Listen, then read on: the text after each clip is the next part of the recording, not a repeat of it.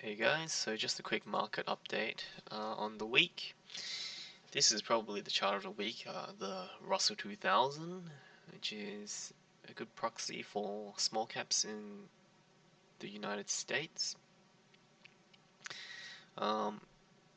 Something interesting is that technically the Russell 2000 was in a bear market in 2018, the second half of 2018. It has since rebounded, but that rebound has kind of run out of steam and it's just gone nowhere in 2019. And it's looking to test that kind of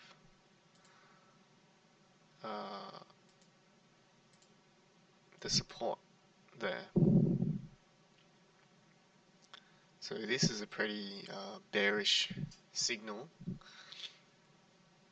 in terms for risk on in general if this breaks down lower, and just the fact that it hasn't really been able to recapture previous highs when the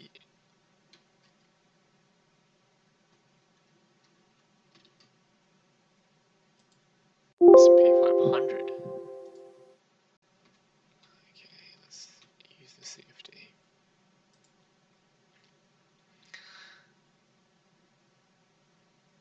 The S&P 500 actually has done that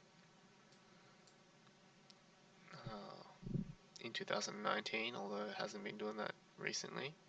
There's a bit of divergence, and I'm a believer that typically when small caps diverge bearishly, that it's not good for stock markets in general, just because the Russell 2000 is a broader index of stocks, so it probably shows a bit more of what stocks in general are doing instead of just the top 500.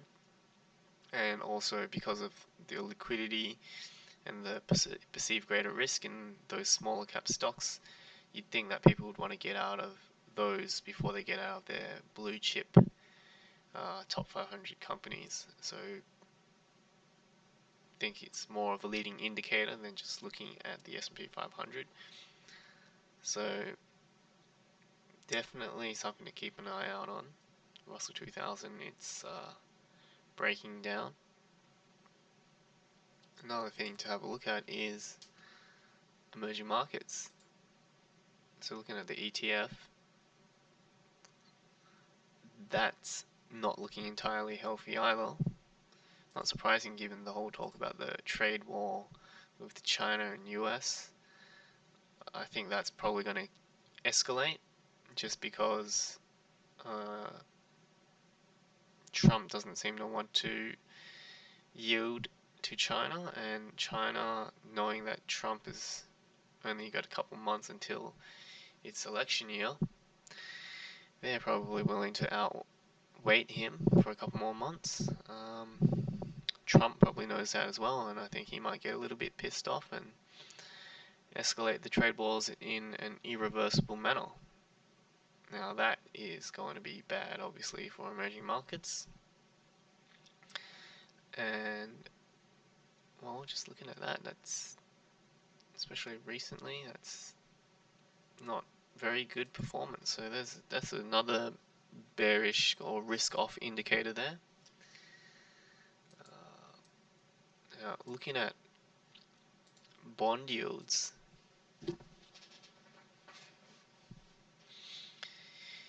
yeah, you can see that they've been absolutely smashed, which is something that you don't usually see when the economy and people are bullish.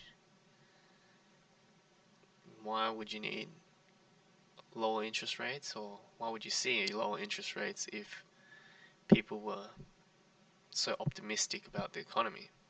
No, people typically want to buy bonds and get into safety when they aren't particularly positive about the outlook. German 10 years, they're negative. That's nuts. 10 years. Put your money wait for 10 years and get back 7% less. What a great deal. But having said that, you look at Japan, they're also negative. This is a negative yielding environment.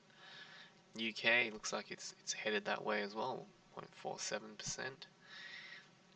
This is just a crazy, crazy market. One more thing to look at, which also doesn't bode well, is commodities. CRB index, that's really at pretty decent lows. It's looking to break down past support.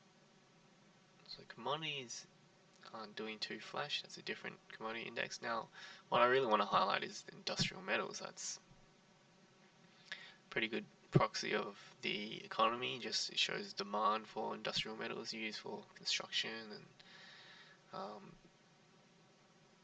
production of vehicles and whatnot. That's a good indicator of what's going on in the economy. If people are building and spending, um, it's not looking too great either. It's really getting quite smashed and kind of potentially indicates a lessening in demand of these metals, which is not the sign of a healthy economy. So that's really the market update. Keeping an eye out on the trade war. For me, it's just risk off all around.